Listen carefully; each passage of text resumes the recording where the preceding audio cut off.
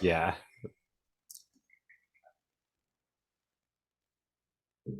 All right, guys, welcome back to another week of the Green Dragon Podcast. I'm your host, Aiden. Your fellow host, Tom. And your fellow host, Jake. Well, I hit the record button and I realized that there was no delay in recording. So I was a little taken off guard there. But yeah, guys, we're back another week. I nearly, I nearly died last week, I think. Last week's live podcast took a toll on me. I think it ended up being, I posted the total. It was like 4.5 hours of recording, I think.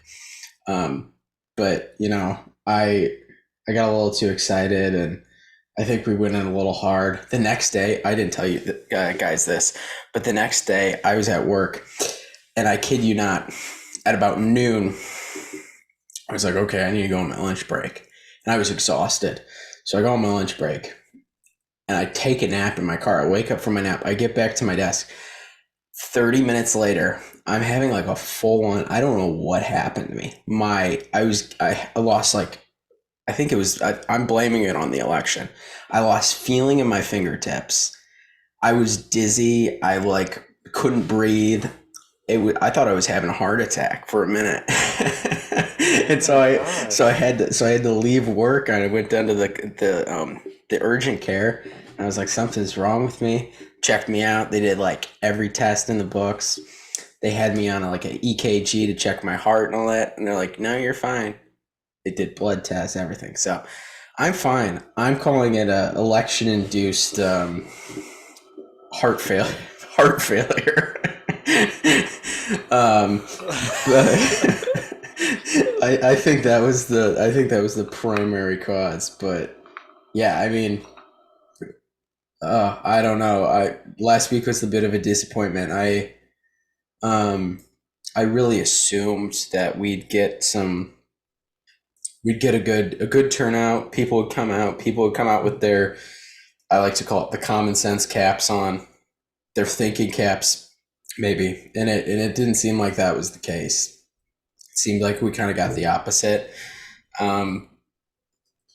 As the night went on, I had more and more glasses of Wild Turkey whiskey, and it felt very reminiscent of the 2020 elections. As I watched, I think, Jake, we made several comments on it during the live show, but it was like as the night went on, you could see the states that you knew were going to be the contentious ones: Georgia, Nevada, Arizona. You could see the total vote counts coming back as like 40%, 60%. And everything else was called, and you were just like, "Oh my gosh, we're going back to this week long process of calling these elections." And I mean, that's what it's turned out to be. I mean, I don't know where it sits right now, but I think as of yesterday, November 14th, they finally called Nevada, and Nevada went blue for the Senate. Arizona went blue as well. Georgia's in a runoff, so December 6th they'll have a runoff election. And I think as it currently sits, 49 seats. The Republicans have 49 seats. Democrats have 48. And there's 2 independent seats, so it's pretty much lost at this point. There's no way for the Republicans to hold majority in the Senate. Correct me if I'm wrong there. I think Alaska still hasn't been called yet. It will go Republican either way. The 2 front runners are Republican. But that leaves it at 50. 51's needed for majority. I think even if Georgia's won, does that even mean that we have majority? It does not, unfortunately, because I think even in the event Herschel wins and it's a 50-50 tie, I think they have the vice president. That's what I thought. Okay. Kamala, which is the tiebreaker. And cackling Kamala up there. Yeah. I don't trust her to make any decisions. So I think that's the same the same as it was in 2020, right? Yep, I think it was a 50-50 tie. And that's if Herschel pulls it off. Yeah. Which seemingly, I mean, if we're basing this off of if we're basing this off of the other results, I'm not too confident in that. 2.4% of the vote in the Senate race in Georgia went to a third party, Libertarian. That was annoying. So that was annoying. I don't know which way that 2.4% will swing. That's the tough part to kind of gauge is okay, now that you have the runoff, where does that 2.4% go? And that's not a big margin. So even if, let's say, Herschel pulls 2% of that 2.4, or sorry, if he pulls, the majority of it, let's say he pulls 2% of the 2.4. I don't know if that's enough to even combat election fraud. I really don't. Even in a state like Georgia that has very high election reform. I mean, comparatively to a lot of other states. Yeah, I had high hopes for Georgia after that. Their election reform you just alluded to. I was thinking that would be, I don't know, I guess kind of a test to see whether or not the reforms really worked, if they're really legit, or if it's just a mask to cover up what's really going on, what they're going to continue to try to pull off. So yeah, as of right now, it looks like kind of the same pattern that 2020 followed. It stopped, the vote count stopped right at about 60%, started to stall, and then I think Herschel was in the lead for a brief moment around that time, and then after that it went pretty steadily towards Warnock's way. And I think the interesting thing is so obviously you could argue that, okay, with mail-in voting being bigger than it ever has been, obviously that could contribute to this. But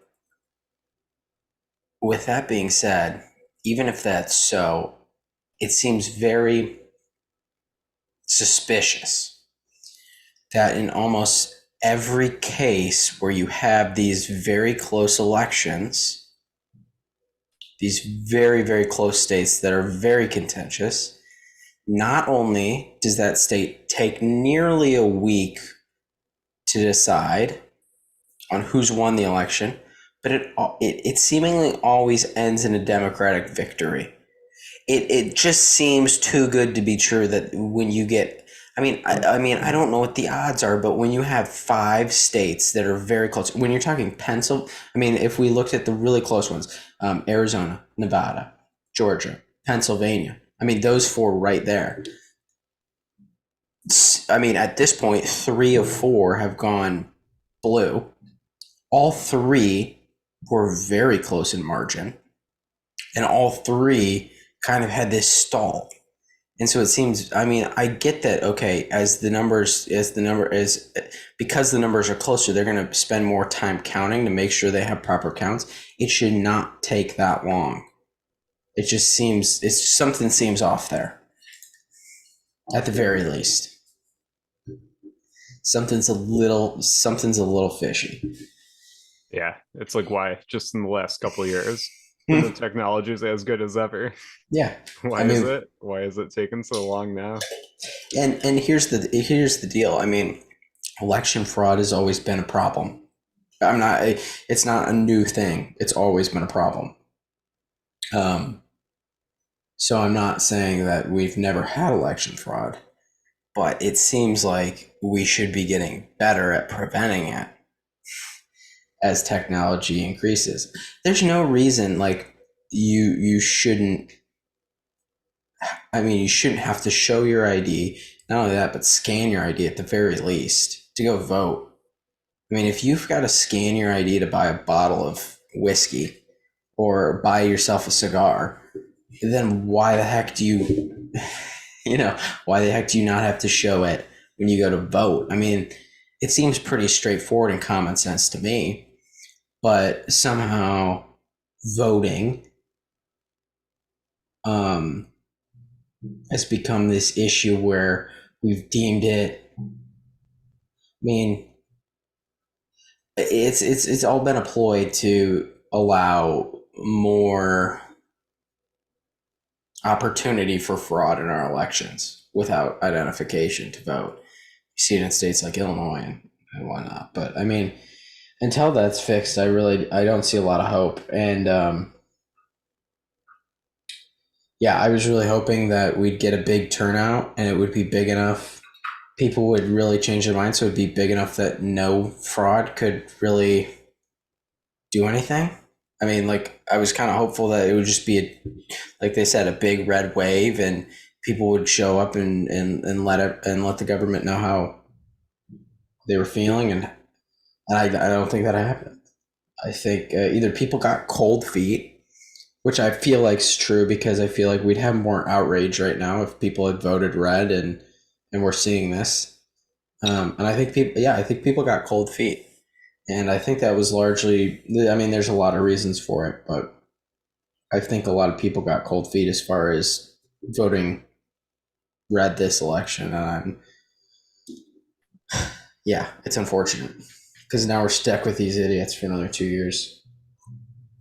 Part of me kind of wonders how great an effect the student loan forgiveness had, because as the demographics are starting to come out, it looks like Gen Z, so voters between the ages 18 and 29 voted heavily pro-Democrat, more so than any other demographic. And funny enough, moving on to some current news on that, there's actually the Supreme Court. I think there was a court. It might have been. I think the Supreme Court's taking this up. I think they ruled that Biden's debt forgiveness plan is actually unconstitutional. And this comes out right after the elections. See, this is a very contentious issue. Obviously, they won't want to bring it up before, but basically, they've admitted that their student debt forgiveness plan is essentially they're not going to be able to do it. And and all these idiots out there. I mean, for instance, I think it was Arizona. Was it Arizona or Arizona State? Voted. I think it was 97%. They voted 97% Democrat on the campus. Yeah. 370 students out of 9,000 voted Republican. That was it. Mm-hmm. Yeah. So I mean, this goes to a very critical point, and I don't like when people say, well, Gen Z is a lot more Republican or a lot more conservative than you think, because it's not. There are definitely, I think the people that are conservative are definitely much more grounded in their conservative thought than people in the millennial generation. I think that's true. However, I think the vast majority of Gen Z is extremely brainwashed, and we're seeing this especially on college campuses. They're indoctrinated by the far left when it comes to a multitude of issues. I mean, we talked about the transgender issue a couple of weeks ago. I think that's definitely one of them. But I mean, we're talking about one of the most brainwashed, rollover, do anything you want generations of all time. I mean, I thought millennials were bad, but you could literally stick an iPad in front of any Gen Z kid, you have a 30-second reel, and brainwash them. I mean, it's that bad. I mean, there's very few people from Gen Z, even though, we like to think that, they're entrepreneurs, they're on TikTok, they're doing this and that. They're really just monkeys doing tricks. And that's really all they are. And if it doesn't lend instant gratification to them, it doesn't matter to them.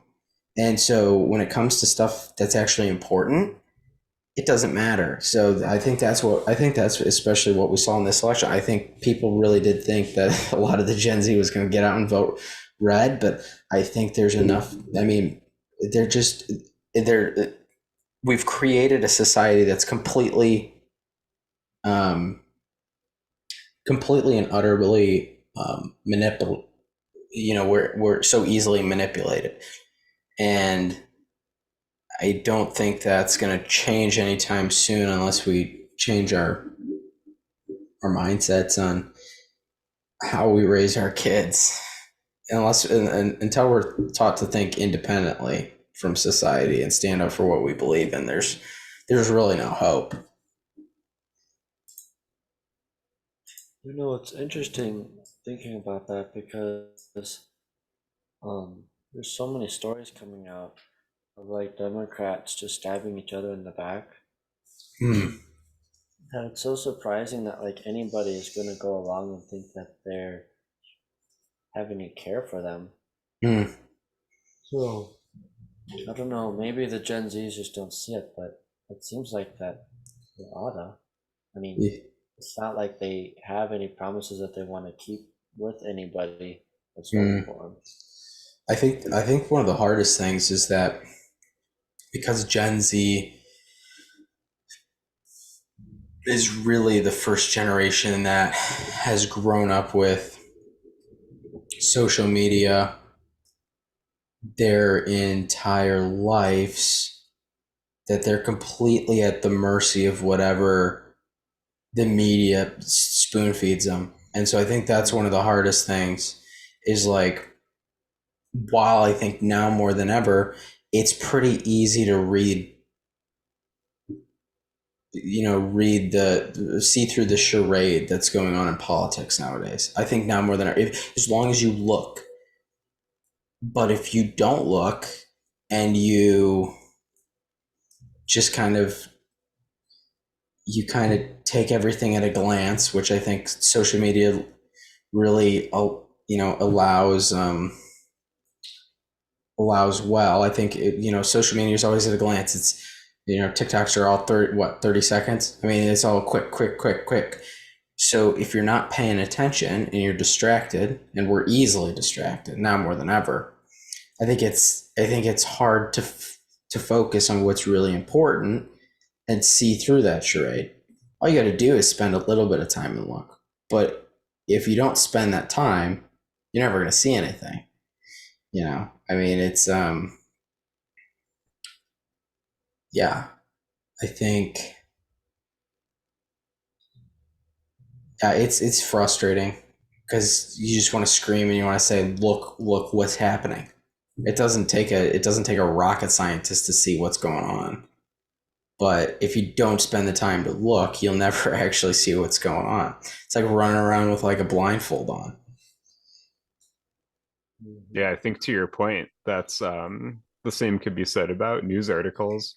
Most people don't take the time to read them. They just see the headlines, which are usually like that tells the narrative that they want you to hear. The rest of it is just fluff. Yeah, no, I agree completely. It's kind of the clickbait culture, and it's kind of it's very evident when you look at issues that require just a little bit more thought. And I mean that's why people like Joe Rogan are important. Matt Walsh, people that are actually critical thinkers that get out and speak in long form and try to discuss things in long form and really try to work through things. We need more of that now more than ever because people just, I think in general, aren't critical thinkers. Just take everything at like first glance. So yeah, it's a little bit depressing, guys. There were a couple good outcomes though, some positives that we could take out of it. I know, Aiden, you dodged a bullet down there in Georgia. Oh my gosh. I nearly had a heart attack. I think that was one of the reasons I was probably so worked up and probably had my mini heart attack there. I mean for governor, Brian Kemp won. That's fantastic. Stacey Abrams again. She was one of the Democrats that was, I think, one of the most, what do you call it, funded candidates again. And she has been, I believe, in 2020 as well, I think all the elections she's been a part of. She's actually been one of the most heavily funded candidates. So again, she just proved that, it doesn't matter how much money you throw at it. If you put a lesbian linebacker up there, you're not going to get a vote. I mean, it just is what it is. Especially in the state of Georgia, the people down here are great, but they're not going to go for that. So I was happy to see that, that pulled through.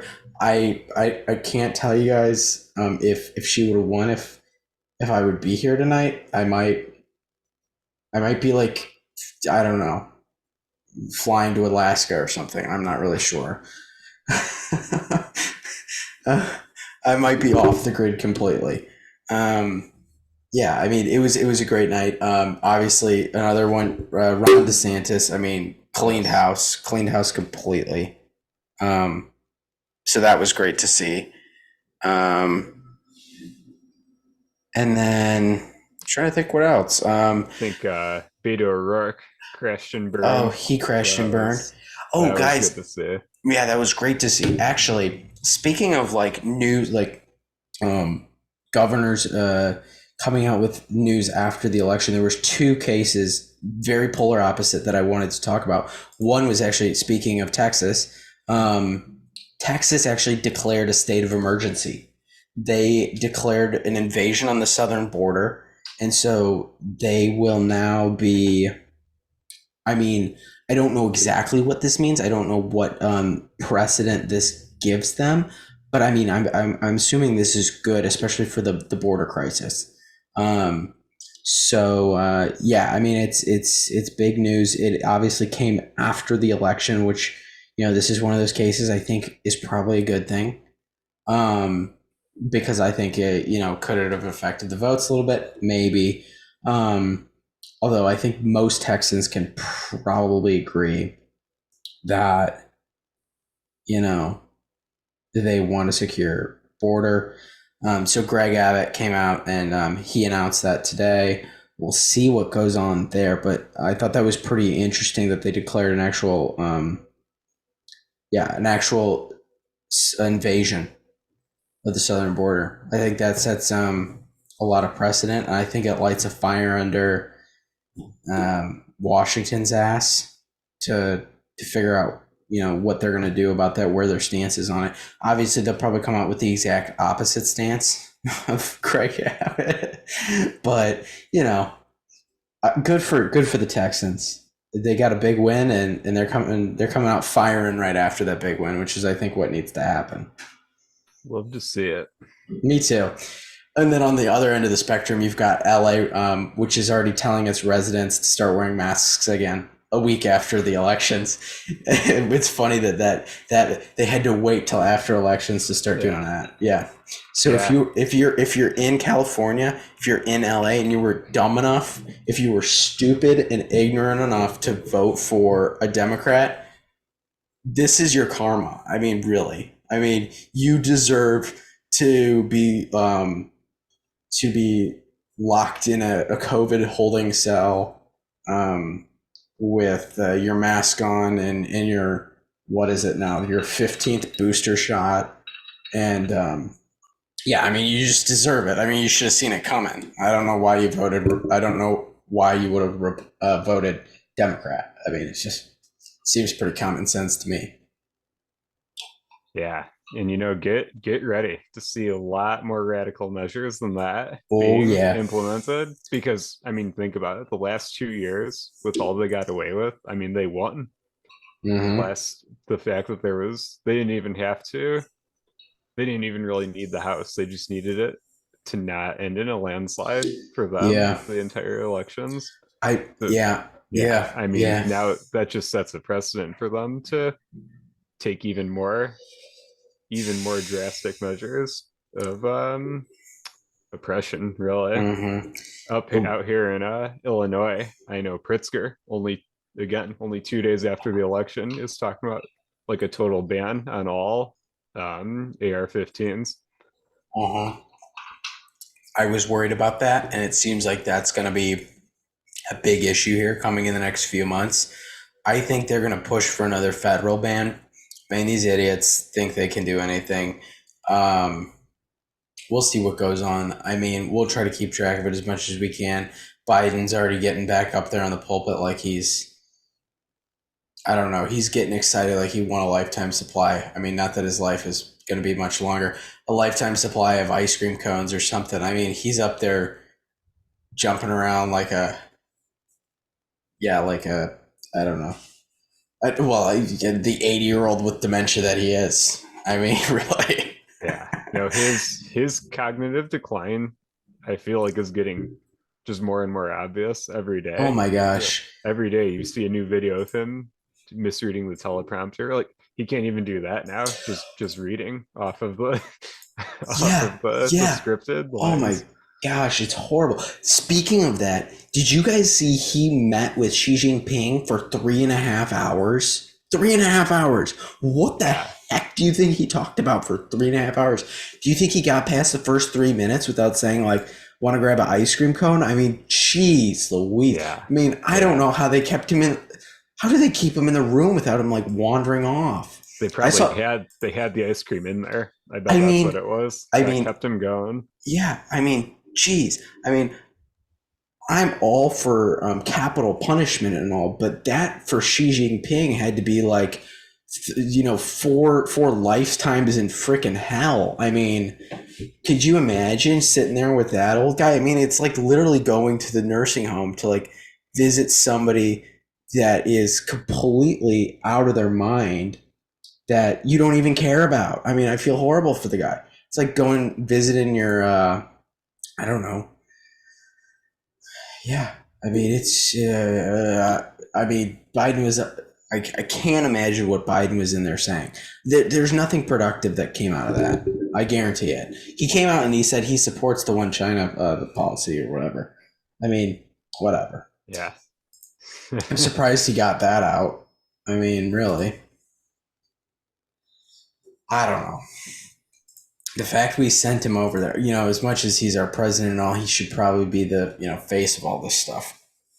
I don't think he should be going anywhere, especially China right now. Yeah, I can't imagine. I wonder if like that whole meeting, like how sure Xi was about his mental state, like if he needed any convincing.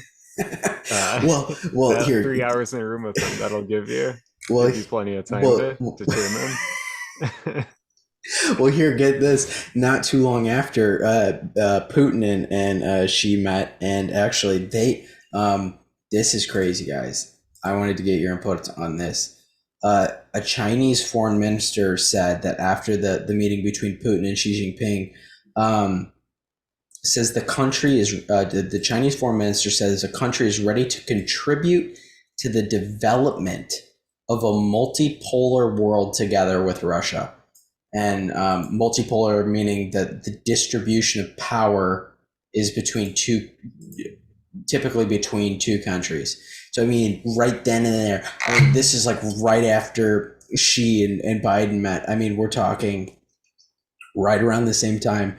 We've got China going out and saying that they want to basically run the whole frickin' world with Russia as their ally. Yeah, it feels like like all the movies where the big communist powers unite, go up against the US or the West. Yeah, all that's materializing now. Yeah, I mean, it feels very very reminiscent of World War II, World War I.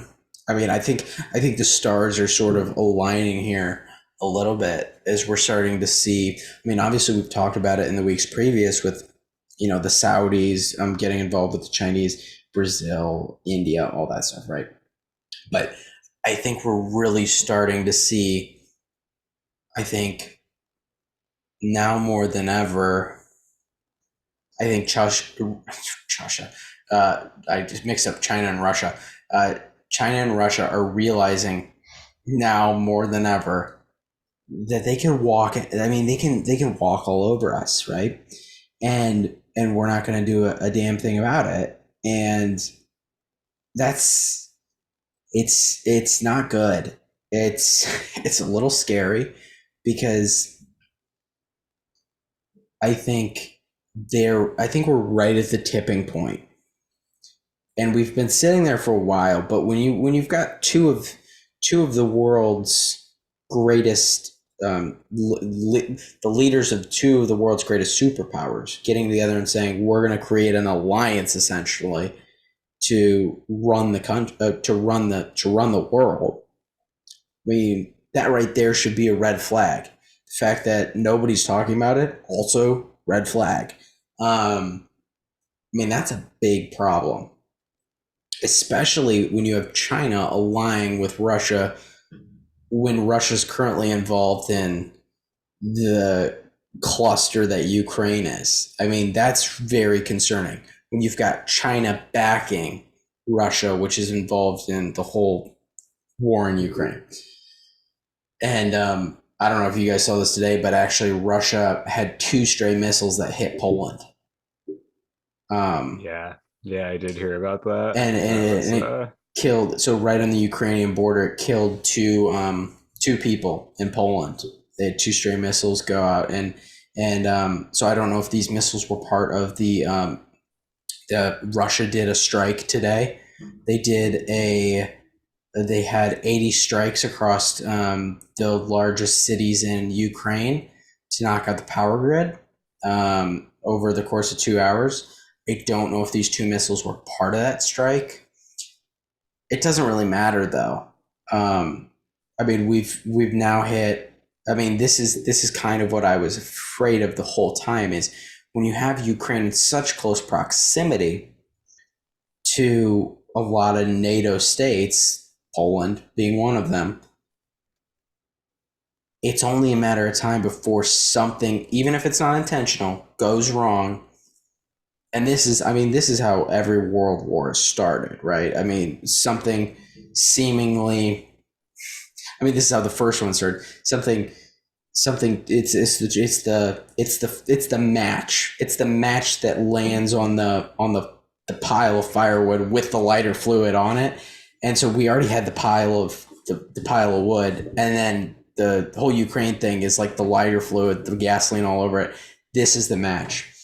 And so, I mean, I don't want to predict. I don't want to, be the bearer of bad news here, but I kind of predict this is the tipping point. I think this is where we see, unfortunately, the world kind of fall apart in a certain extent, especially in Europe. I don't know if we'll see it here in the US, but I think there's no way Poland comes out of this and NATO comes out of this without very, very serious measures taken against Russia. I just don't see it. I mean, not only did missiles hit Poland, but they killed 2 people. That's not going to go over too well. And I mean, I don't know if you guys actually heard about that, but that happened today. I mean, I don't think the media's really even talking about it that much. I heard it from Real News No Bullshit. That's the only place I can seem to get any news these days about anything. That was when you sent that to me, that was the first I heard of it. Yeah. So yeah, same as you. That's where I learned it from. It's developing, obviously. So we'll see what happens. But I mean, Poland immediately called for an emergency meeting. I'm sure there'll be an emergency NATO meeting. But if NATO, I would be shocked. I would be absolutely shocked to see NATO not take direct action against Russia after that. Especially with the heated grounds that have already been. I mean, it's basically. We're already at war with Russia. Let's not get it twisted. We're fighting a proxy war with Russia right now. We just are doing it through the guise of using Ukrainian soldiers to do it. But I think this is the tipping point where we see everything kind of fall apart and the stars have aligned. You've got China and Russia creating their alliance. You've got the West kind of setting itself in its ways, and I don't see a way out of it at this point. I was hopeful. I was hopeful that, maybe there would be some de-escalation, especially considering the threat of nuclear war. But I can't say that I still feel the same way after today. Yeah, I saw yesterday Zelensky made a comment about, I think, wanting peace or something, so I'm not sure. I'm not sure how the developments of today will change that, but yeah, I think part of the problem was, and this is why those 80 strikes happened, is he wanted peace, but he also wasn't willing to negotiate in any way. He said Russia had to completely leave the territories of Ukraine. So I don't know how that helps anybody. I mean, it's kind of, it doesn't make any sense. Why would Russia just give up and back out at this point and not concede anything? I mean, they're going to have to, if you really think Russia's going to give up, you've got to give them something. And as much as that sucks, I mean, I don't know. I get frustrated because, I mean, I understand where maybe there's Ukrainian people out there that really truly want to have independence from Russia. But at the same time, when you're talking about, and this is the problem with it being politicized across the globe and with NATO, is we're literally talking about, I mean, quite possibly the future of mankind here over a stupid little country. And I don't mean that in a demeaning way to Ukraine, but if the world's blown up over Ukraine, I, for one, will be a little pissed off. I don't think it's worth it. And it's because our leaders are stubborn. They're greedy. I don't think we'd be in this if it wasn't making us money. And it's clearly making us money. And we can talk about that in a minute with the FTX scandal. But I mean, this is clearly a money grab. I think at the end of the day, I think there's people out there that clearly saw this as a cash pot, cash cow, just waiting to be, waiting to be milked, so to speak. I mean, this is something that I think every politician kind of dreams of happening. To take advantage of. So it's a little disturbing. Not a little, a lot. It's very disturbing.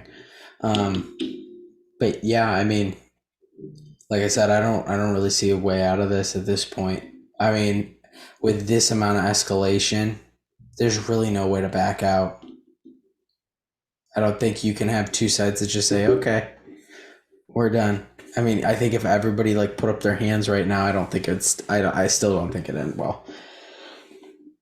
Yeah.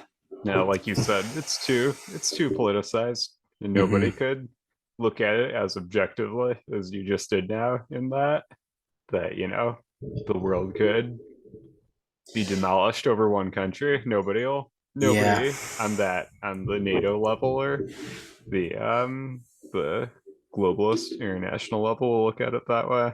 Yeah, I think it's frustrating because I enjoy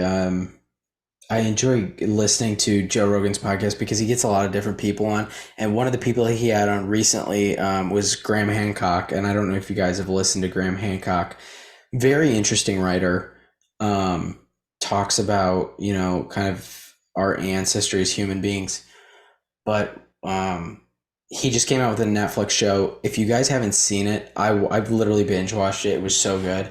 It's called Ancient Apocalypse, and it talks about how we probably weren't, like, we like to think our progression as human beings is linear, kind of starting with the Ice Age and then moving forward. But he theorizes that based on um, things that have been found, that there was probably an ancient civilization that was very, very advanced, and then it was wiped out by actually meteor impacts right before the Ice Age, or right during the Ice Age. And so it's very interesting to listen to. But one of the things he says, and I think this is something that applies in this situation, is that we're so focused internally, we're very divided as a world, and we should really be focused on the bigger picture here, in that we're all human beings. We all want the same things, really, at the end of the day, and that there are bigger issues out there that could not only cause, the end of one country, but the end of human civilization as we know it. And so why not like join together and be worried about those things? Because a meteor impact could literally be like 50 nuclear bombs going off. We go through the same stream of meteors twice a year that basically wiped out the dinosaurs and then wiped out this ancient civilization about 15,000 years ago. And currently, right now, actually, we're going through that same kind of section of that meteor stream that we went through the last two times it impacted the Earth and created basically a new the equivalent to like a nuclear fallout. So why are we so concerned about these petty? I mean, this is kind of the story of human beings. We're so concerned about these petty little wars we're fighting, when we should really focus as a world, really. What is our greatest weakness as a society, and how can we fix it? And I think we'd be a lot better off if we work together. And this will never happen, but this is just big picture stuff. But like, what would the world look like if we all worked together, right? If China, Russia, and the US all work together, I think oftentimes and I think this is because of like the tribalism that's kind of instilled in us as humans, is we want to, like, there always has to be a bad guy, we always have to find the bad guy. And it's very easy to point to the guy next to us, or the other, whoever threatens our power as our own tribe. I think it's very easy to point to them and say, that's the bad guy, that's who we need to focus on. That's who's threatening us right now, because they're the biggest threat to our power. And I think at the end of the day, we have to realize that it doesn't matter how much power we accumulate. We could literally be wiped off the face of the earth tomorrow if a meteor decided to hit us. And I think that should humble most people, to think that like tomorrow we could literally be wiped out. And if we lived a little bit more, I don't know. Yeah, I think we could all probably do better if we lived a little bit more conscientious of the fact that our existence is really a matter of pure luck at this point. I mean, it could be gone tomorrow.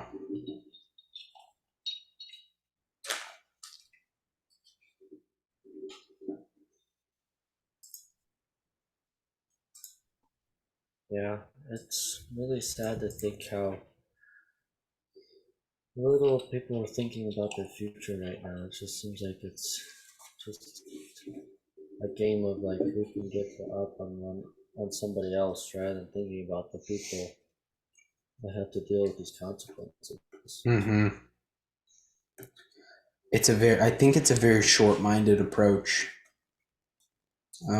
And it seems that seems to be, I mean, I don't know what you guys think, but that seems to be the case. I mean, I think it's partially just human nature. I don't think we always look at the big picture. I think a lot of times we're very focused on short term. And especially now more than ever, I mean, instant gratification is a big thing, and I think we're seeing that manifestation of that. We have no really sense of where we headed. It's just kind of like, okay, how can I get the most, make the most, do the most for myself right now? It's very selfish. I think that's I think that's a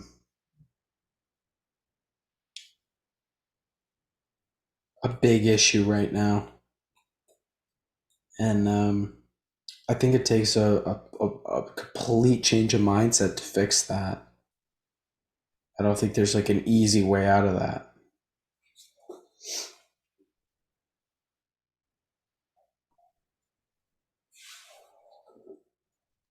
Yeah.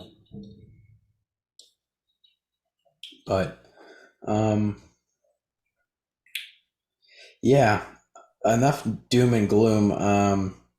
Do you guys want to talk about, this is what I was thinking we could talk about for our main topic today. I know there's a lot of current news, but I wanted to talk about the FTX scandal, because that's something that's been just, I mean, all over the news. I mean, we're talking all news platforms. We're talking CNN, New York Times. I mean, everybody's covering this right now. And I thought, why not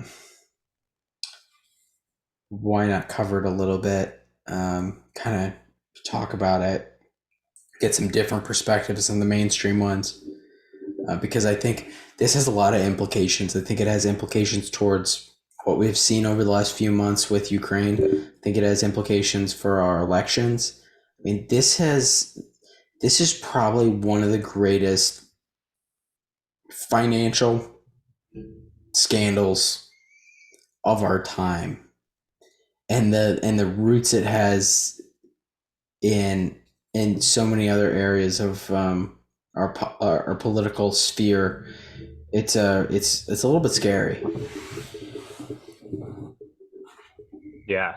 Yeah, it's so unique because crypto, it's normal to have meteoric rises, stunning crashes, but for a company like this that was reputable and actually prided itself on transparency, it makes it all the more shocking that such a massive fallout could occur. Yeah, I mean, to put it in perspective, this was invested and heavily promoted by, I mean, mainstream people. We're talking Tom Brady, was a investor and advocate of FTX. So this isn't just something that's was kind of your, I don't know, like it wasn't like Dogecoin, right? Like when we're talking about crypto, it wasn't just something that was new and hot. I mean, this was something that was kind of seen as kind of the creme de la creme of crypto investing. And yeah, I mean, it kind of revealed the charade that a lot of people, a lot of companies are able to capitalize on during these like gold rushes, so to speak. And I like to think of them as fake gold, because I think that's really what it is.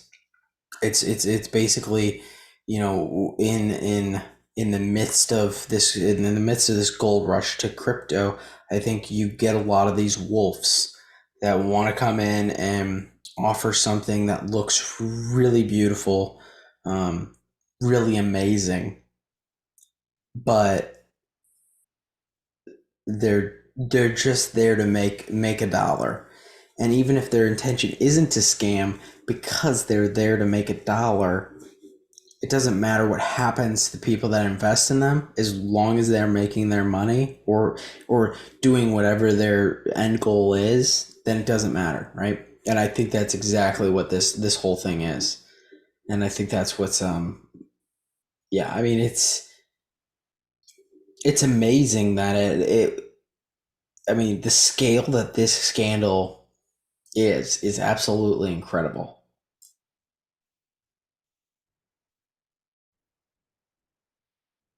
Yeah, it makes it leads one to wonder, like what does the future hold for crypto after this?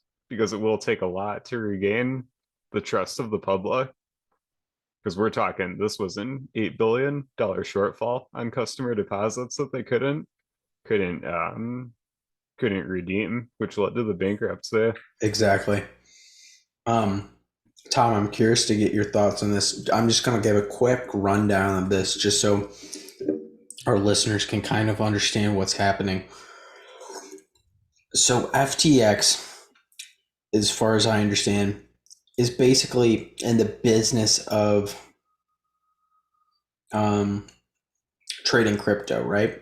So FTX took roughly, I think right now, numbers are saying about $8 billion in funds. So say you come to the FTX platform, you're trading crypto, you put $1,000 in Bitcoin. They take that money then, right?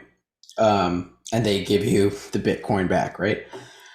So then they took those $8 billion, they funneled them through their own accounts into offshore accounts, and they funnel them through different countries, including Ukraine being one of the big ones.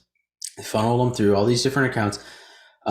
They took them overseas. They basically laundered the money. I mean, this is one of the largest money laundering schemes ever seen in kind of like especially in crypto. But they laundered the money through these offshore accounts, and then they actually funneled them back into the Democratic Party to fund campaigns. And I mean, we're talking implications of throwing elections here. All those funds that went to Stacey Abrams, we're talking those are. I mean, I'm not saying those are funds that potentially came from FTX, but I'm saying that's the type of thing that FTX was funding when they funneled them back into the Democratic Party. So we're talking about $8 billion there. I mean, that's a lot of money. So it begs the question, how much of that money going to Ukraine was actually a scheme to rigging midterm elections, if that was the case? I mean, it makes you wonder, I mean, how much of this money is going to line politicians' pockets? And at the end of the day, we have to realize that this is, I mean, like, this is, I mean, it's literally stealing out of the American people's pocket. I mean, that's the most concerning thing to me, is that we have a company, not only is the government stealing from our pockets, but now we have companies that are supposedly holding our money and investing our money for us, that are literally stealing our money and are in cahoots with the political parties. And I think that's the scariest thing, is that when we have political parties and these giant investment companies kind of in cahoots together, they're kind of, scratching each other's backs, so to speak. And here we are, the American people, getting absolutely ripped off and just kind of left high and dry.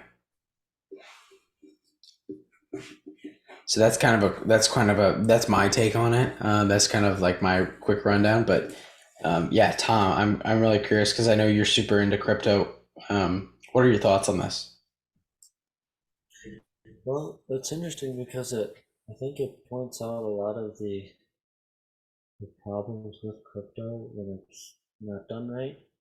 I don't know if you guys heard, but Ethereum recently just did their big merge, and it took their old blockchain and merged it onto a new blockchain. But in the process of doing that, instead of having a proof of work method, which it was, so that would be miners are the ones that are recording the blockchain and then reward it with Ethereum. No, it's proof of stake. So whoever owns Ethereum validates the transaction. So it kind of, Ethereum's not doing very well because of it, because now all the people that were backing the network and the security of the network with mining is gone So essentially, it's just running on whoever has Ethereum now. So Ethereum isn't doing very hot, and then other cryptocurrencies that are similar to that, they're not really taking off as much as people thought they would have. There's been a lot of issues with the SEC in considering these crypto companies securities, meaning that a person in charge of the crypto agent or company can influence the price of it, so then it's not really up to the free market, which is technically like a stock. So there's a lot of legalities inside of that. I think the one thing about this is it probably will hurt a lot of people's trust in that crypto is a good way to put their money. I've been studying a fair amount of this, and it looks like the best and the only real crypto that you should invest in is Bitcoin, because it's a decentralized platform, because it's been mined by so many people and is mined. It's considered like digital oil almost. So it's like a resource, like a property resource. So when you own Bitcoin, it's not necessarily like you're owning a stock in a company, or owning like quote unquote a digital barrel of oil, which then is determined by the free market and its worth. Bitcoin is very secure because in order to hack Bitcoin, you have to have over 51% of the hash power, which would be billions and billions of dollars worth of machines. But then there's still the probability that you probably couldn't sustain hacking Bitcoin more than like 15 minutes, is what they assume. That's like the worst case scenario. But just to talk about that, the new quantum computers that came out, they estimated it would take them about 10 years to break Bitcoin's blockchain.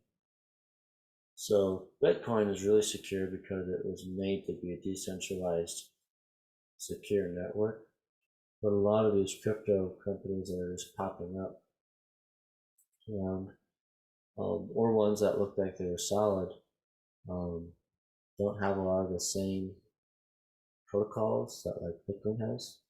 So well, this is kind of long-winded, but I think in a way it's a good thing, and in a bad way it's also a bad thing, because it'll point out the problems with cheap crypto, I guess you could call it, but then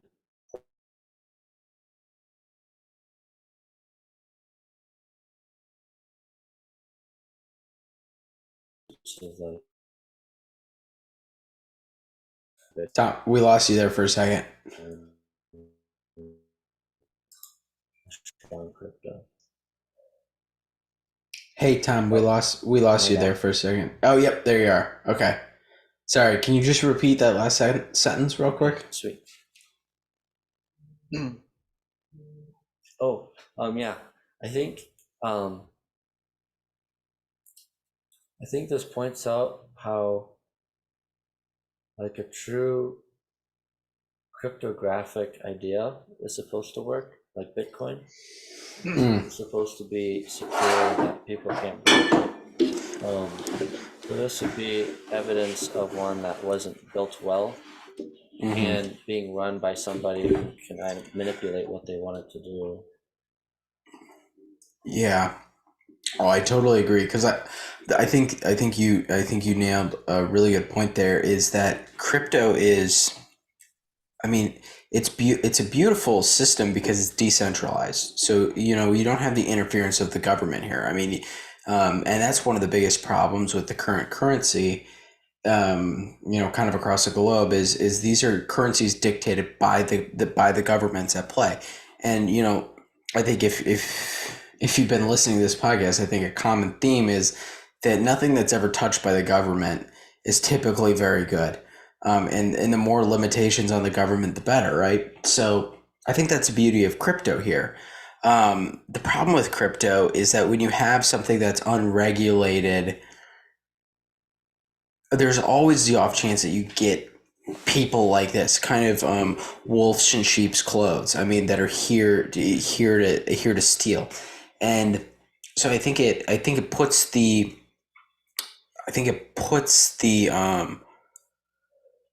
onus on the investor to do their research on who they're investing with, what is the best investment option. And that's something that's absolutely critical. I think now more than ever, I think we like to have like these easy things like, oh, you should invest in this, oh, you should invest in that, right? It's not as simple as that. You as the investor need to understand what you're investing in. And I'm sure there was a lot of people that thought FTX was the right thing.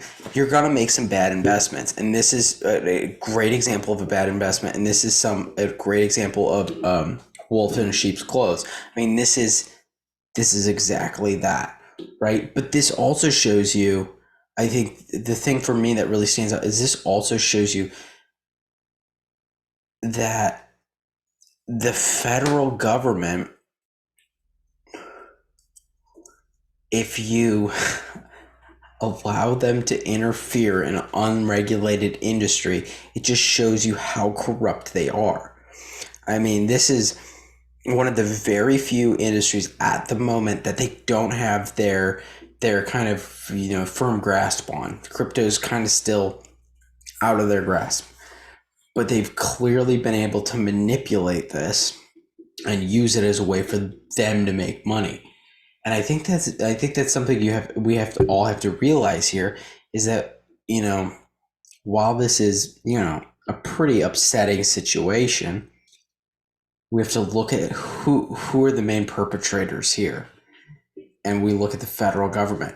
So, I mean, the federal government really doesn't have anything to lose. They invest in this, I'll call it a Ponzi scheme, right? They invest in this Ponzi scheme that allows them to basically make a bunch of money. And then what's the worst that happens? The public loses trust in this new institution of cryptocurrency, and it's the only institution that they don't have control over. So what happens?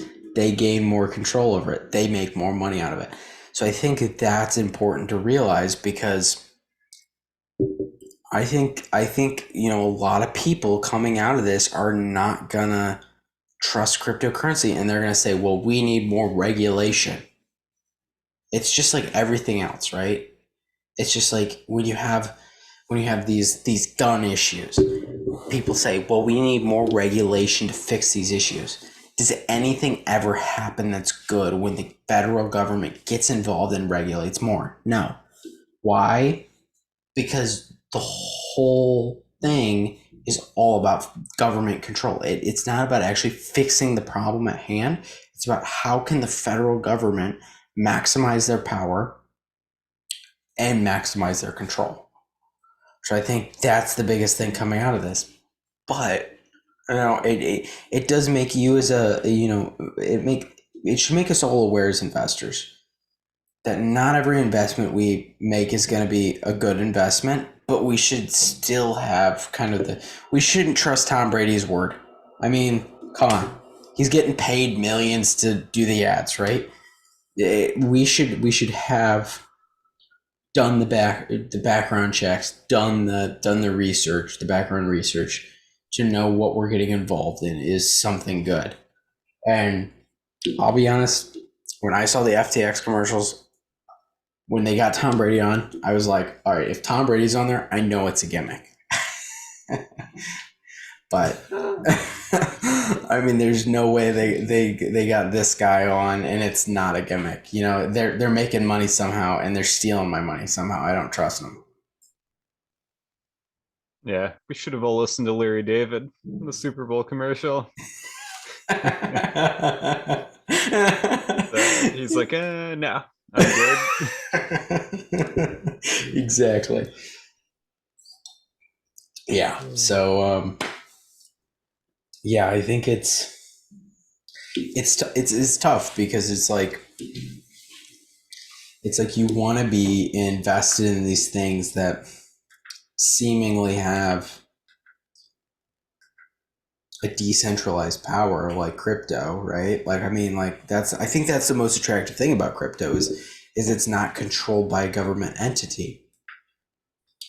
But as we're seeing here, I think you got to be careful about where you place your cards, because a lot of these things, even though they seemingly are kind of a quote safe investment or seem like they're the best bet to put your money, it seems that everything the federal government has involvement in or touches goes to absolute shit. So if you're gonna, I'm not a financial expert by any means, but look for the sectors that have the least involvement with the federal government. You should be okay. Yeah. You'll tend to do all right with your money. I'm not advocating tax evasion, but do your best to give them the least amount of money as possible. Yeah, there's a reason the energy sector is booming right now. It's because right now they're kind of public enemy number one toward in the government's eyes. Um, but yeah, ones like that don't have any governmental stake, as you said. Yeah, You should look for. think about oil and gas right now. Mhm. Oil and gas is getting literally crucified by our current administration, and they seem to be doing better than ever. Even if you look at companies like that would seemingly be against the current administration's kind of goals, right? With like green energy and all this crap. But like if you look at like Maersk Shipping, right? Maersk Shipping, you probably can't argue in any way that Maersk Shipping is in any way green. You want to know what Maersk Shipping's last quarter revenue was? $8 billion last quarter for Maersk Shipping. One of their best quarters ever. We're talking. This is the thing. Is this kind of the untold story? Is that while our government is preaching green energy, blah blah blah, this and that, the world's still going on, and we're still pushing. Even though we're in a declining economy, it's one of the strongest. The strongest demand cycles I think we've ever seen as far as products go, and it's very evident in shipping, especially. And so if Maersk Shipping is pulling in $8 billion a quarter in revenue right now, I'm sure their little container ships that are running across the ocean aren't very green. I'm sure they're not electric. They're not all electric like Biden wants them to be, right? So, that's not making them the $8 billion a quarter, right? So I think you got to look at these. You got to look at the big picture here. Obviously, there's always so much smoke, right? Like the politicians like to blow smoke up our asses to distract us from where the fire is coming from, and we should really be looking. We should be looking at these industries that aren't heavily invested in by the federal government, because they're really the ones that are probably the best off right now, because they don't have that government backing. And these stupid sectors like freaking green energy and electric battery production and electric cars and all these other things. These are just, to put it in perspective, I think the scary thing is these are industries that maybe our politicians are the most heavily invested in. If you look at Nancy Pelosi and Paul Pelosi's insider trading, right? I think that's a perfect example. These politicians realize they have the power to manipulate the legislative structure, so they find these markets that they can invest in, and then they can manipulate they can manipulate the whole legislative process to make themselves millions of dollars. And then at the end of the day, it doesn't actually do anything. And I think that's the perfect example of here what happened with FTX. I think they found a little loophole to make themselves $8 billion to fund themselves in the midterm elections. And they're like, why not? We're not making any money off crypto right now. Why shouldn't we make $8 billion to fund ourselves in this midterm election? And if anyone genuinely thinks that $8 billion didn't have any influence on how these elections went, you're freaking crazy. I mean, seriously. If you think that all those ad campaigns didn't influence one single person from how they voted, I mean, really? Are you telling me that the 7 trillion commercials I saw for Stacey Abrams didn't affect somebody? Or like the 7, I mean, it seemed like, I'm still seeing them for Raphael Warnock because they're in that runoff, but the 7 billion commercials I've seen for Raphael Warnock in the last 2 months haven't influenced anybody. It seems pretty preposterous to me. Yeah, it makes you wonder too, hopefully the judges that are contesting the elections might bring this up and say, well, if the Democrats are involved in this level of fraud to promote their own campaigns, it almost seems like that should disqualify them as running nominees. It seems like that would stand to reason. So hopefully they take this as some ammo to take against them, because we were just talking about this in the beginning, how much fraud has been happening and still happening right now, and there wasn't as much cleanup as it should have been from 2020. Mm-hmm. Hopefully this will show people that the Democrats really are as sneaky as they seem. Yeah. Listen, I was very disappointed by this midterm election. I still have hope that the upcoming elections, because of this, will be an even greater red wave. Just because of what you just said, I think people will get to the point where they literally can't put up with this shit anymore. I'm already there, but how far does it need to push for the rest of America to be there? And I think I hate to say it, it might take another 2 years of this BS to push the rest of America there. I hate to say this, but I think it might take a world war to push the rest of America there. I think that's where we might be in the next 2 years. But I think for America to kind of get together and say, listen, enough of this internal BS. We need to figure out our own problems, but we also need to figure out how we can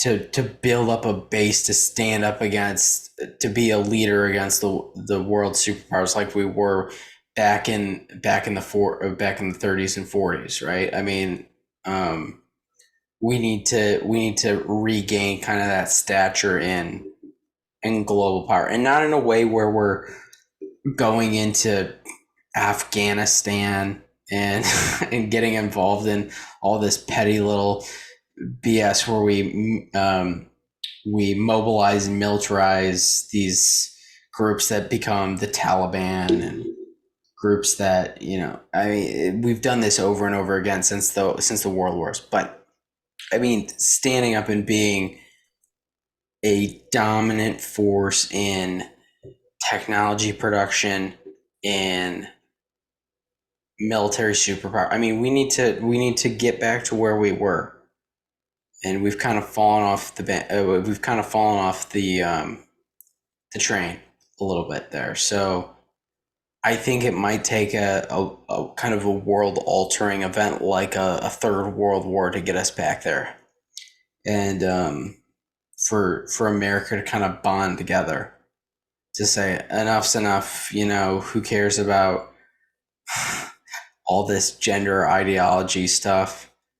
Let's really focus on what's really important here, and figure this all out. I mean, I don't know if there's another way around it. I think the way it's going right now, I think it's inevitable.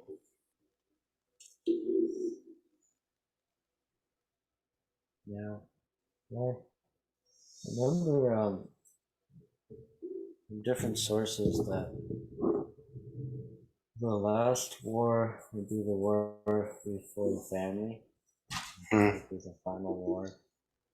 And it seems like that's definitely becoming a subject now. It's like, are you for the family or not? And it kind of puts you on either side of the spectrum. Yeah. That's a great point. I think actually I don't know, did you guys end up listening to the Matt Walsh podcast with Joe Rogan? Yeah, so good. You guys did? Okay, cool. Yeah. I think one of the really interesting things he brought up, and this could be a completely, I know we got to wrap up here soon, but just kind of a final thought here. But one of the things he talked about, one of the things I think came up without, I don't think they were planning on it coming up, was the whole gay marriage thing. And Joe Rogan's argument was, how does gay marriage, affect your marriage as a heterosexual couple, right? And what's the real issue with it, right?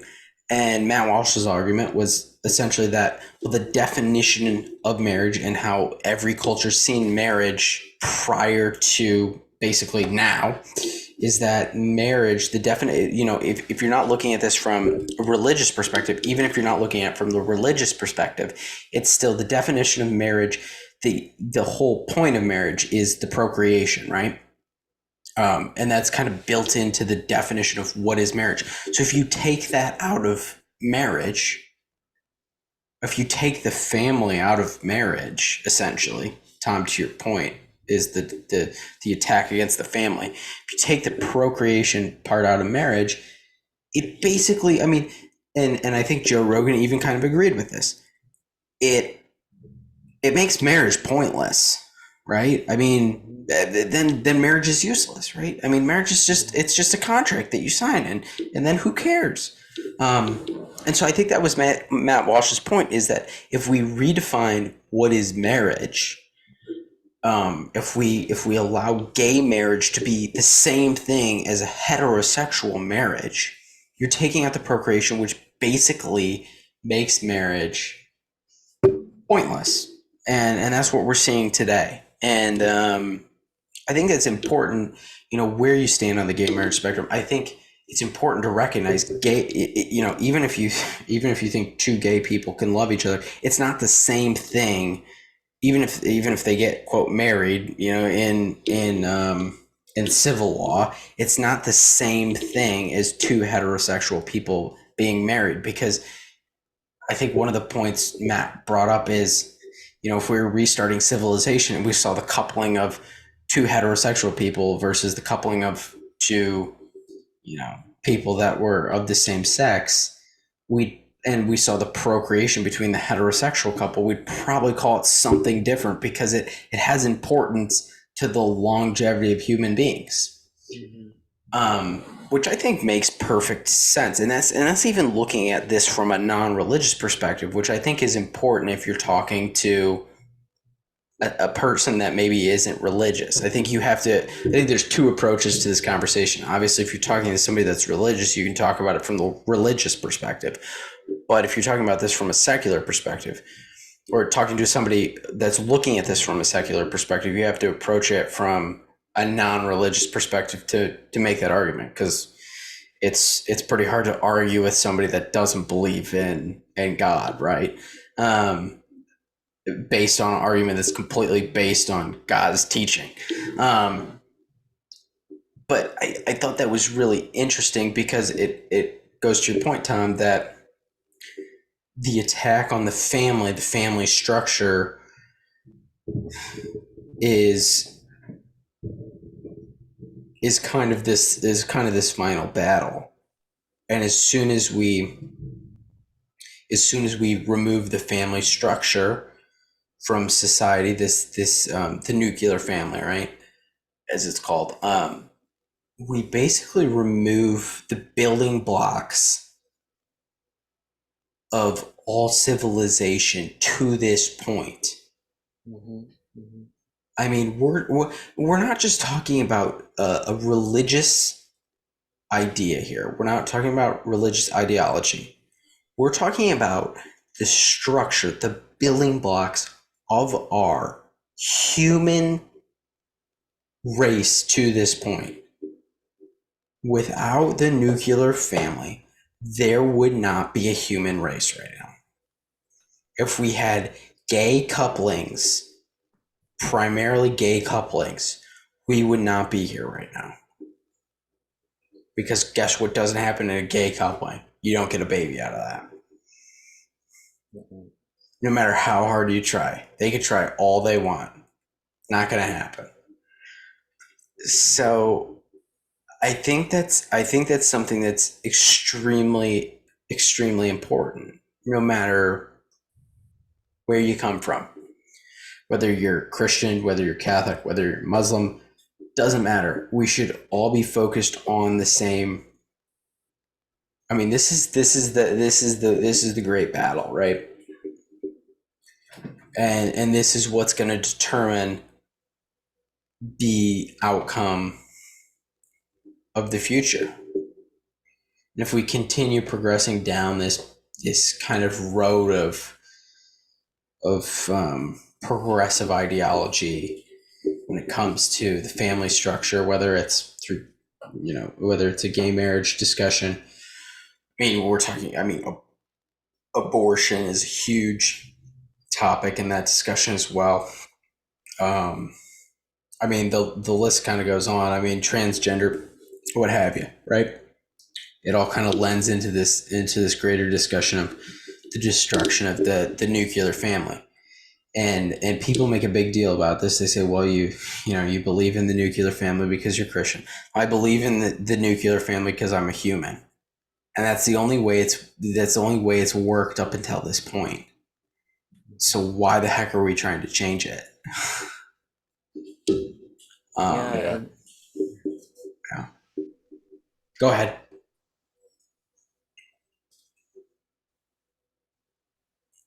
Oh, I think you had it, Jake. Sorry. I think I interrupted you. Yeah, I was just gonna say that it's a symptom of the cultural Marxism that is prevalent in our society, because the original model, Karl Marx's model, was an upheaval of the existing societal structure. And his thought was the easiest way to do that would be have the proletariat take over the government, and then have establish their role and then create his utopia. But now that failed, as we saw with the fall of communist China in the 70s and the Soviet Union in the 90s, I think another form of attack is on the culture. So seeking an upheaval of the traditional values that, as Aiden mentioned, have stood for all of time until now. And I think I would argue that actually has had even more success than the more political form of communism and Marxism, in that it's taken the world by storm. I mean, look at like the World Cup, for example. I don't know if you guys saw, but Team USA, actually, their crest, their logo, is going to be rainbow colored instead of the red, white, and blue. So this is like the soccer team that's representing us in the most watched sports tournament in the whole world is going to be pushing this progressive Marxist ideology. But that's just a microcosm of how prevalent these the progressives have become these ideas and like not just our country, just the whole Europe, parts of Asia, really, anywhere outside outside the Middle East, really. But yeah, I think I would say that what Marx planned in the mid 1800s has really come to fruition, but in a much different way than probably he even anticipated. That was really well said, Jake. Yeah, it was. I think to your point, actually one of the back during the Cold War, one of the biggest things that the Russians were trying to do, and this is in a lot of the rhetoric, kind of in these manuals, essentially to turn Western culture, was to destroy from within, to indoctrinate the Western culture, i.e., America, right, the U.S. In this battle, in this internal battle of political correctness, through ideas like gender ideology, all this stuff. This is something that we're talking about. This is something they had planned out in the 60s, the 70s, right? I mean, this is something they had a lot of foresight in. They realized that if you could destroy your enemy from within by destroying their ideas, their political ideas, by essentially turning themselves on each other, that it would weaken the enemy to the point where you could come in and take over without basically any resistance. And if we're looking at 2022 America, I mean, this is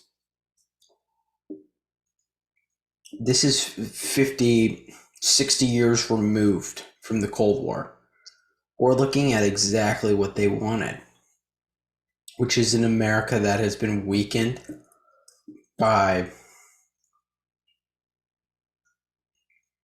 internal turbulence of political ideas, the internal combat of issues like gender ideology, to the point where we've weakened ourselves to not be able to protect ourselves from any outward threat.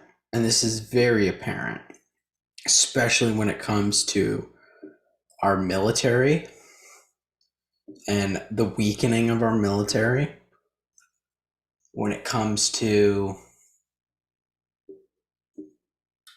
the general population's outlook on national security. I mean, when we've got probably 99% of the population hooked on basically a Chinese espionage app, TikTok. I mean, we are the most vulnerable we've ever been. And largely due to the fact that the enemy has been able to corrupt us from within, to turn on each other, to make ourselves weak.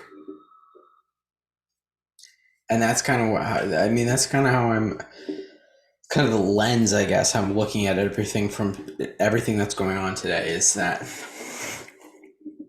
we've created this issue as Americans. We've let our government take control of way too much.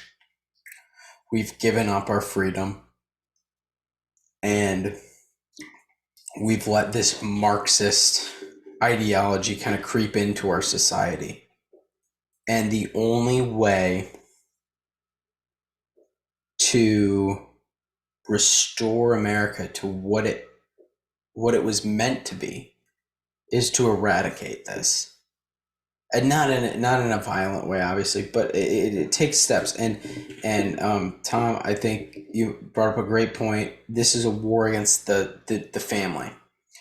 And if we want to make a difference as Americans, we need to start raising children that are firm in their beliefs so they can bring up the next generation of people. Because like I think I pointed out earlier in the podcast, I think Gen Z is our greatest weakness right now because they're completely brainwashed.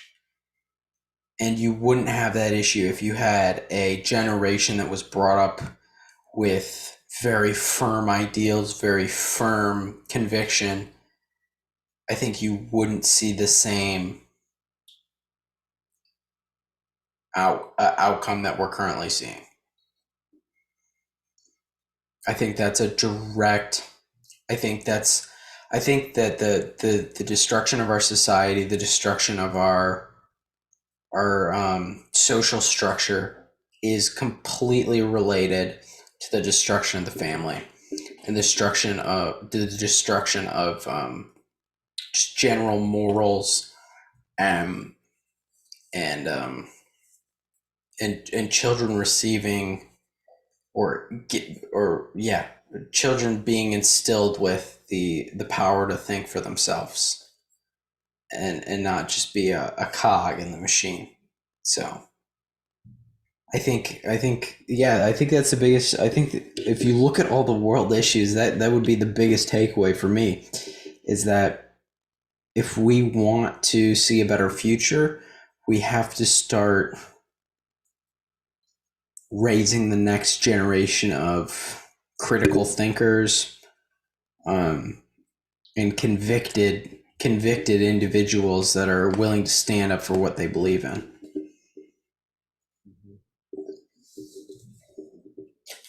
So true. I mean, most, if not all, these problems came from, at least when you look at like the guys who made these ideas, like Marx, Hobbes, Kant, Rousseau, they all had like this deep internal problem, and instead of addressing it themselves and seeing why they had this problem, they wanted to change the whole world to fix a personal problem.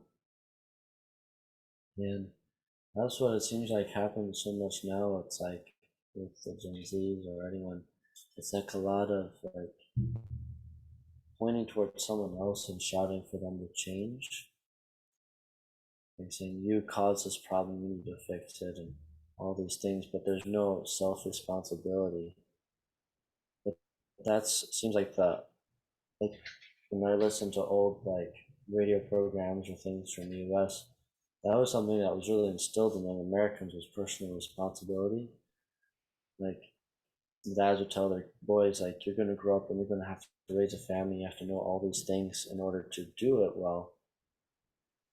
Now it's like all the kids just seem like they want everything to be given to them. They want to decide their own gender, their own life, their own everything. And if you try to combat that, then you're thrown on the bus by everybody and institutionalized left. So now I wonder the best way to really start to build back that self-responsibility, understanding there's consequences for one's own actions on oneself and others, and that in reality, like you said, Aiden, we humans all want really the same thing, life. And if you try to take away life, then you just see the immense misery that comes about from it. And maybe one of the best ways would be to show people history. Probably one of the best ways actually to show stories of other humans and what they did right and what they did wrong, the decisions that bad people made that caused so much suffering for others. Like, I don't know how many times people were surprised when I told them that in Soviet Russia, 50 million people died. They're like, what? And I was like, yeah, that's like historical fact. I'm like, there's no way. And it's about 10 times worse than the Holocaust, but they don't know that because it's not told anywhere. So, Yeah, I think that's the danger, and I think that's one of the greatest dangers we're seeing is this idea that we can just erase history. And this is something that's propagated by our government, our leaders, even if they're not saying it, even if they're just using it through the guise of the institutions they've put in place, that we can somehow just completely forget about history and erase the past. Because if we erase the past, we have no reference for the future. We have no reference on all the wrongs that have been committed against us by tyrannical governments. We have no recollection of that. And it allows a tyrannical government to come into place and take over. The first thing that the Nazis did when they took over Germany, they burned all the books. They burned all records of history so that they could control history. If you look at China right now, they've controlled history. They've erased any portion of history that looks unfavorably upon the Chinese Communist Party. If you go to China, you will. I've been to Tiananmen Square. There is no remembrance of Tiananmen Square. You go there, and the only time you hear about it is with people that truly remember that day. So when we see the government encouraging the erasing of, quote, racist, quote, whatever it might be, right? I mean, there's been a lot of pushes for it in the last 4 or 5 years. When we see that, we have to recognize that while it might be a dark part of our past, it's still something that we need to remember so we know how to move forward. And the only way to improve our society is by learning from our mistakes. And I think the human problem really is not learning from our mistakes. And we so easily forget the mistakes we've made in the past. Whether it's accepting Marxist ideology, whether it's letting dictators take over, whatever it might be. So I think we need to learn from the past to prepare for the future in order to make a world that is prepared to take on the issues of tomorrow.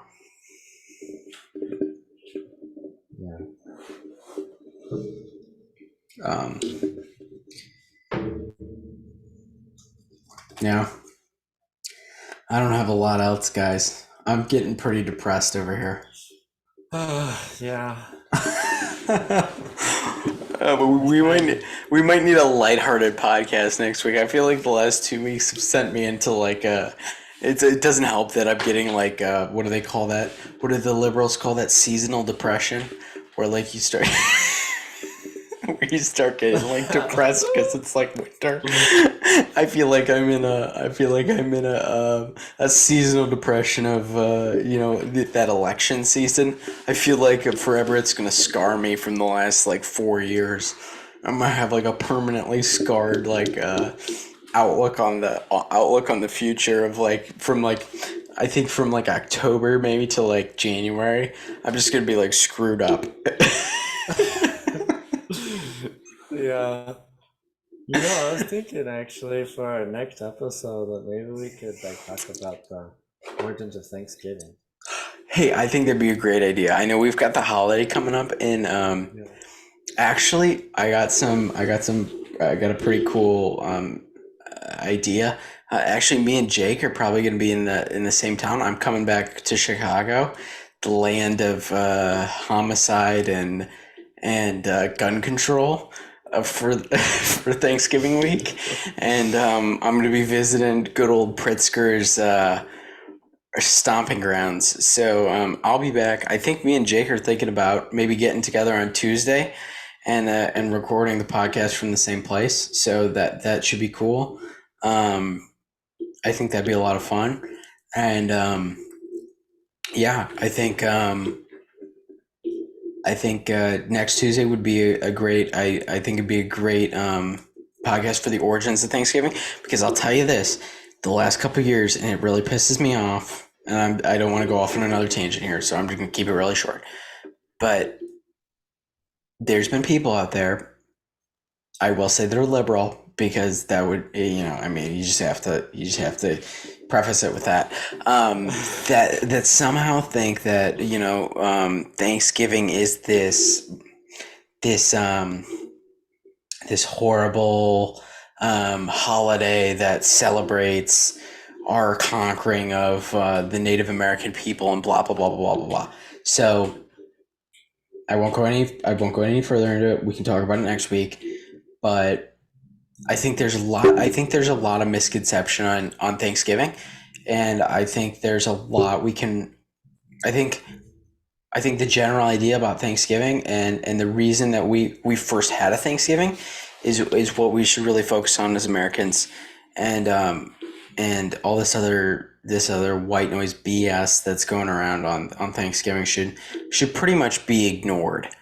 It's really not that relevant, and unlike they'd like you to believe, Thanksgiving is actually a good holiday. Very good holiday.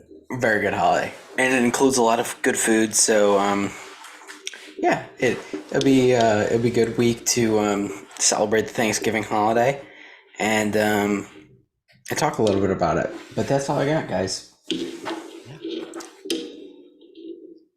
Awesome. Well, guys, yeah, thanks for getting on. Thanks for talking about all this doom and gloom this week. To all you listeners, go check out our Instagram, our YouTube, subscribe if you haven't already. But yeah, be safe this week. Be a good person to your neighbor. Be a good neighbor. But most importantly, be a good American. Be a light to this world. God bless you all. We'll see you next week. Thank you.